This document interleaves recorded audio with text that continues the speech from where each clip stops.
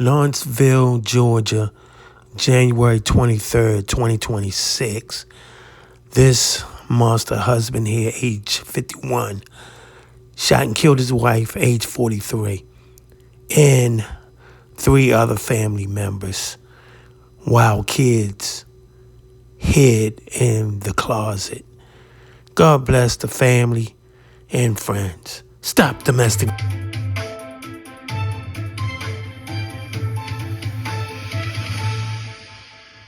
Stop domestic violence. But in the meantime, I want to keep you updated on some local headlines we're following here in our newsroom here at Fox 5. Just a horrible situation unfolded earlier this morning in Gwinnett County. We learned that 4 people have died, and our Angelique Proctor joins us live to explain how this happened. Angelique, I understand that this shooting this morning happened in the vicinity of children, and one of them ended up calling for help. Is that true? That is true. One of them courageous enough to pick up the phone and call police for help. We now know that child was just 12 years old. This is really just an unspeakable tragedy. Just this neighborhood really still in shock. Lots of people have been driving by to take a look at the scene of what happened here. But police have just given us some new information within the last hour. They now have released the name of the suspect in this case, as well as the victims. He is 51-year-old Vijay Kumar, and what we've learned is that he was actually from Atlanta, that Kumar drove here to Gwinnett County, according to what police are telling us, with his wife. Her name was Meemu Dogra. They got into an argument in Atlanta, according to police, then drove here to Gwinnett County with their 12-year-old child in that car. Now, police say once they got here, Kumar shot and killed not only his wife, but 3 other relatives. Now, police say just about 2 weeks ago, a mail caller from this same house was in a dispute with his brother-in-law at that time. That was actually January the 10th. They called officers for help. Police say they responded, and the brother-in-law agreed to leave the scene. Well, this morning around 2:30 a.m., that is when this child called police and notified them of this shooting. We have been told that there were 3 children inside, one now 7 years old, another 10 years old, and then that 12-year-old who is the suspect's child, that they all hid in a closet, if you could imagine this, as this very violent shooting was happening. Just an unimaginable position for anyone, especially children. Now, Gwinnett police tell us that they arrived so quickly that suspect Kumar was still in the vicinity. We also talked with a woman who lives in this neighborhood and says she has dogs, and her dogs immediately realized something was wrong.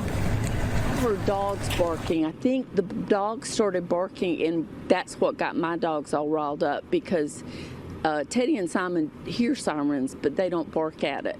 But they went ballistic, and it was scary I didn't understand what was going on, so I was totally shocked to see it was something really tragic so close. Based on the information given by the child that called in, and what officers saw when they arrived, they still saw the suspect's vehicle in the driveway. So because they got here so quickly, they figured he was still close by. So K-9 officers were dispatched and arrived on scene, and they located him in the wood line. It's definitely a tragic situation. 4 people dying at the same time, especially with children in the home, is very, very tragic. It's shocking to anybody.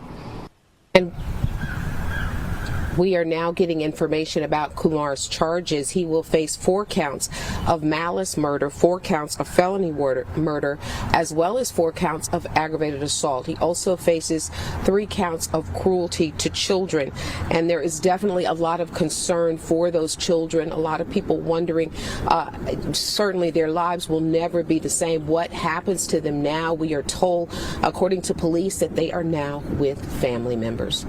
Angelique, this is an absolutely heartbreaking story. I can only imagine how those children must feel and the courage it took for that 12-year-old to call 911 knowing there was something wrong with their own parents. So, Angelique, as we look through this situation, I know the big question I think a lot of people are wondering is just how could a person do this? What was the motive or what led up to this? I know police haven't necessarily released that information, but any other big questions outstanding for you as you cover this tragic story?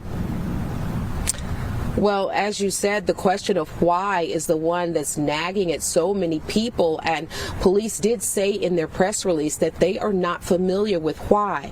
But I did talk to a neighbor today who says that she noticed a female that lives in the house behind me, and she used to see her sort of walking and pacing and crying and on the phone, and she says now that she looks back, it was obvious to her that there was something wrong. And so with them also coming here earlier in the month on January the 10th, that is an indication that there was clearly some kind of dispute, some kind of feud that was brewing, and certainly it seems, according to police, with this being a domestic shooting, has come to a head here in such a very tragic way. Yeah, Angelique, thank you so much for keeping us updated and letting me know where we stand with this story.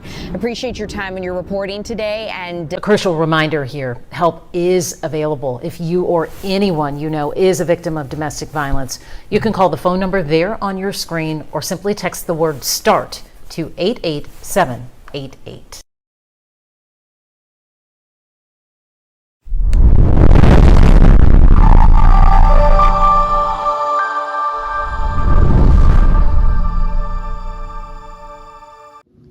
Thanks for watching.